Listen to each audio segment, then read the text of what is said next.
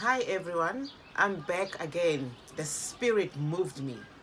Now we proceed. As I mentioned last time that I did only an introduction. Now I'm going to talk about my truth. My name, Albertina Lebea, born on the 22nd of April 1959 at the outskirts of Soweto, Orlando West in South Africa. My story is as following. I was born in a family, and I was born with two younger sisters, and I happen to be the elder sister. And my life has been really followed by a lot of depressions, stress, poverty, racism, and all these kind of things. I went through it, right? Okay. When I attended school, I was about, I think, 6 years old, whatever.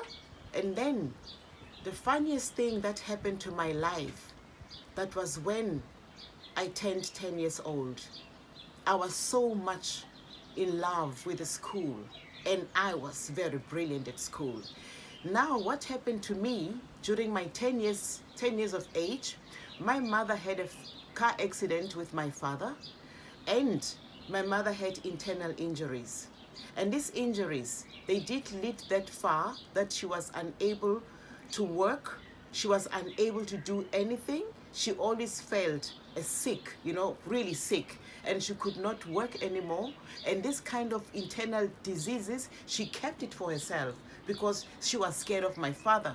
She could not really say exactly what she had, right?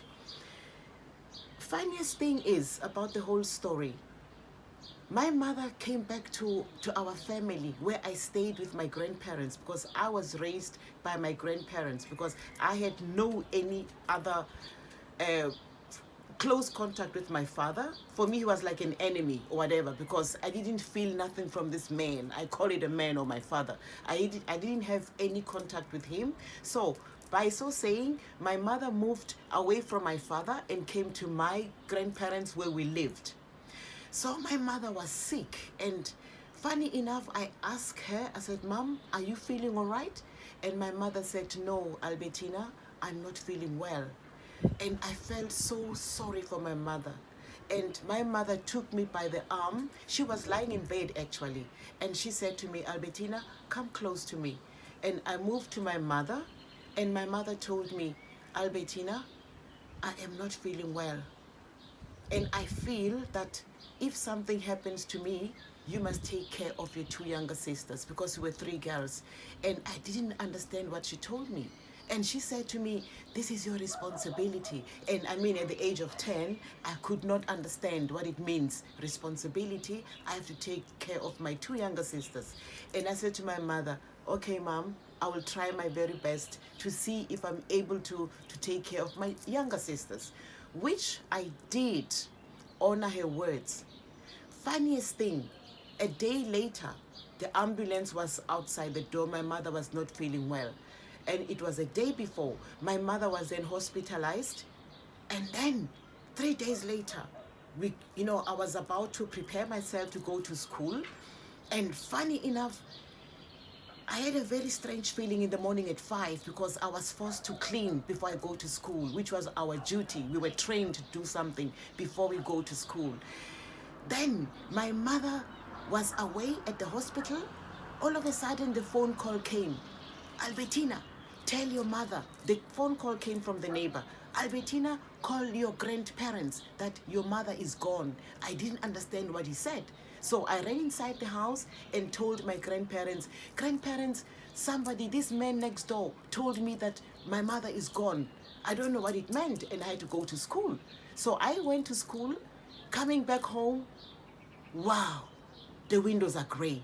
That means my mother is gone. Wow. Because the tradition says when somebody died in the family, the windows are painted gray with the ashes. And I knew my mother was gone. She left me a message, Albertina, take care of your younger sisters. And I was empty. I was sad. And I knew my mother is gone.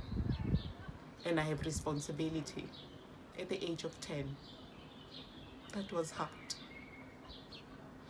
And I'm still took those words of my mother, take care of your younger sisters, which I did till today. And my story continues. I'm not yet finished. Press the button, share and like. My stories are still coming. Thank you.